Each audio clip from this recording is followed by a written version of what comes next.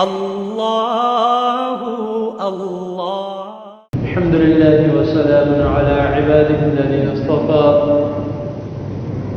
اللهم صل وسلم على نبينا محمد صلی اللہ علیہ وسلم اما بعد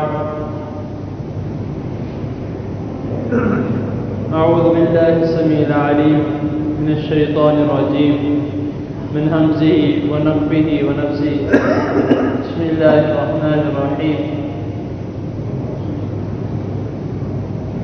إنما المؤمنون الذين إذا ذكر الله وجلت قلوبهم وإذا تليت عليهم آياته زادتهم إيمانا وعلى ربهم يتوكلون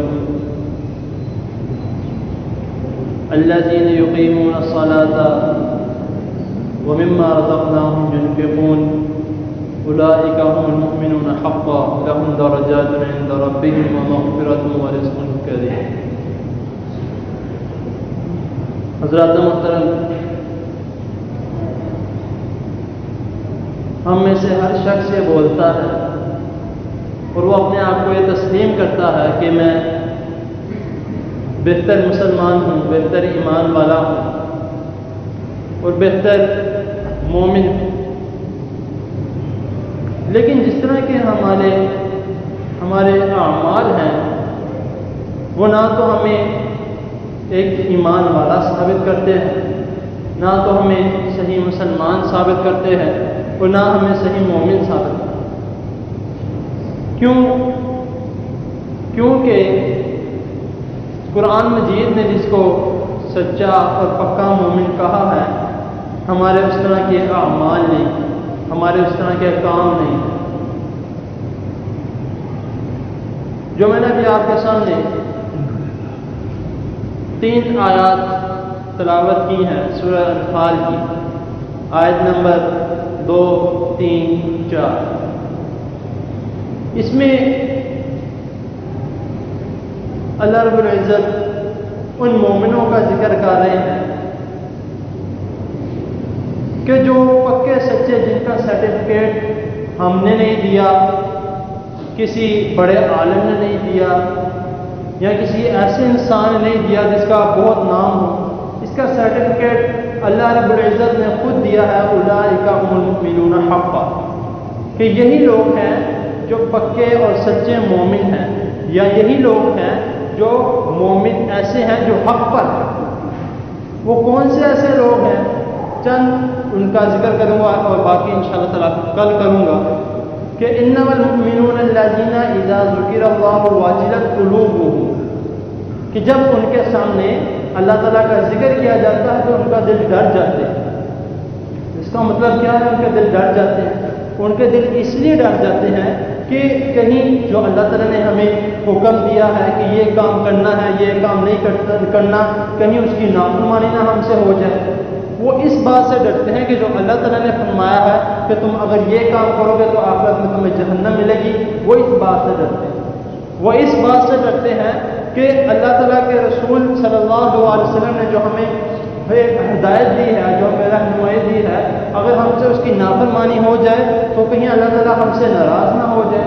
وہ ان چیزوں سے ڈرتے ہیں جو اس بارے میں فرمایا گیا ہے. اللہ تعالیٰ نے جو فرمایا اذا ذکر اللہ وجلت قلوبهم، کہ ان کے دل ڈرتے ہیں، وہ اس وجہ سے ڈرتے ہیں کہ کہیں اللہ تعالیٰ کی نافرمانی نہ ہو جائے.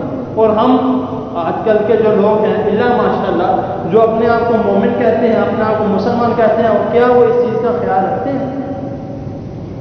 اس بات سوچنے والی بات ہے کہ کیا ہم اس چیز کا خیال رکھتے ہیں کہ جو کام اللہ تعالیٰ کی نافرمانی والا ہے ہم اس سے بچتے ہوں، یا ہمیں اس چیز کا خوف آتا ہو کہ یار اللہ تعالیٰ ہمیں دیکھ رہے ہیں کہ یہ نہ ہو اللہ تعالیٰ ہم پر کوئی مشکل لے آئے، کوئی ایسی ہم پہ تکلیف لے آئے جس کے ہم قابل نہ ہوں.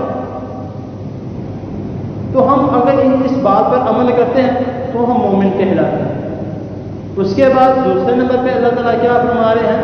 وَإِذَا تُلِيَتْ عَلَيْهِمْ آيَاتُهُ زَادَتْهُمْ إِيمَانًا، کہ جب ان کے سامنے اللہ تعالیٰ کی آیات کی تلاوت کی جاتی ہے تو ان کے ایمان بڑھ جاتے ہیں. ایمان بڑھنے سے مراد کیا ہے کہ جب مثال کے طور پر جیسے میں آپ کے سامنے بات کر رہا ہوں، میں نے آپ کے سامنے ایک آیت تلاوت کی ہے، 2 یا 3 تلاوت کی ہیں، اس طرح اور بھی لوگ اگر تلاوت کرتے ہیں تو اس کو غور سے سنتے ہیں، اس کو اس لحاظ سے سنتے ہیں کہ ہم نے اس بات پر عمل کرنا ہے کہ جو ہم نے بات سن لی ہے اس پر لازمی عمل کرنا ہے.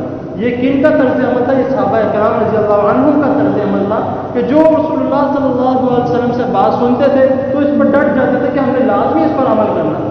تو یہی ایک مومن کے صفت ہے کہ اگر وہ اللہ تعالیٰ کی آیات کو سنتا ہے، اللہ تعالیٰ کی باتوں کو سنتا ہے، رسول اللہ صلی اللہ علیہ وسلم کی باتوں کو سنتا ہے، تو پھر وہ اس بات پر ڈٹ جاتا ہے کہ جو اللہ تعالیٰ نے فرما دیا میں نے اس پر عمل کرنا. اس طرح ایمان زیادہ ہوتا ہے.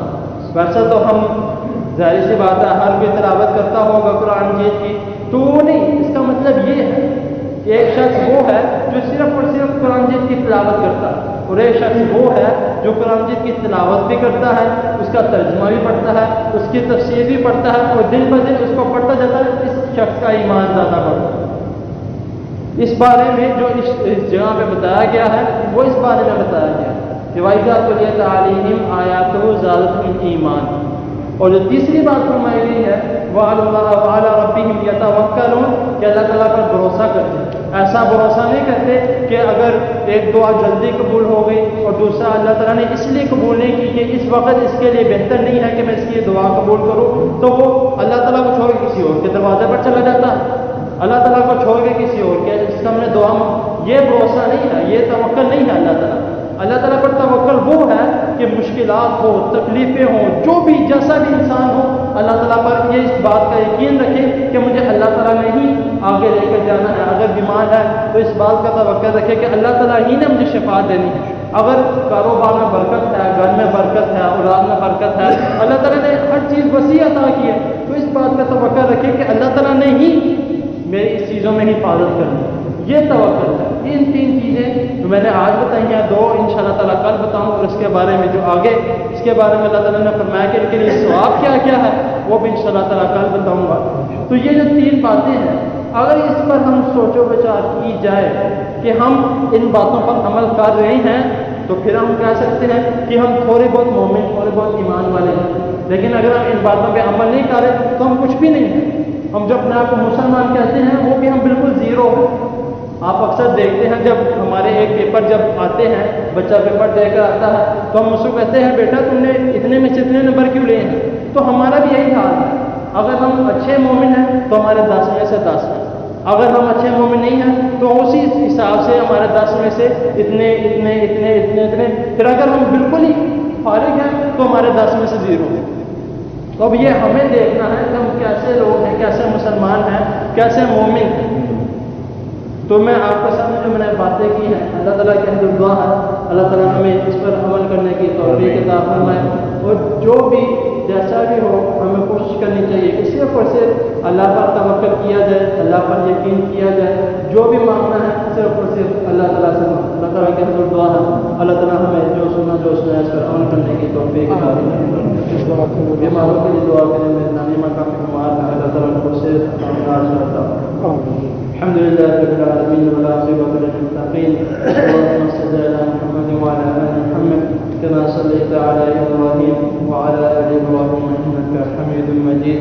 اللهم بارك على محمد وعلى آل محمد كما باركت على إبراهيم وعلى آل إبراهيم إنك حميد مجيد.